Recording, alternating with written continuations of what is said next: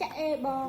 សួស្ដីអូនផ្លឹកមើលអីគេនឹងបងអត់ផ្លិតទេបងសំដែងឲ្យអូនឯងថតបងណាអូអាហ្នឹងឥឡូវកុំអាចសំដែង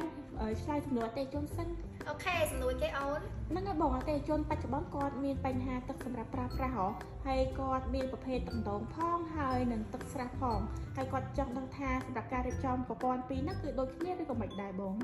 អូហ្នឹងហើយអូនសម្រាប់ការរៀបចំប្រព័ន្ធចម្រោះទឹកស្អាតបើមែនតែនទៅប្រព័ន្ធគឺយើងរៀបចំទៅតាមប្រភពទឹកដែលអតិថិជនគាត់ប្រើប្រាស់ជាក់ស្ដែងបើសិនជាគាត់ជ្រើសរើសយកប្រភេទទឹកស្រះហើយយកមកចម្រោះជាប្រភេទទឹកស្អាតអញ្ចឹងទឹកស្រះគឺតែងតែមានកកដីកតិកទីលាយឡំល្អកកពិបាកប្រើអញ្ចឹងការរៀបចំប្រព័ន្ធចម្រោះបើជាការល្អហ្មងមុននឹងយើងរៀបចំគឺយើងតម្រូវឲ្យអតិថិជនគាត់ផ្ញើទឹកមកមុនដើម្បីក្រុមហ៊ុនធ្វើការពិនិត្យហើយបានយើងរៀបចំ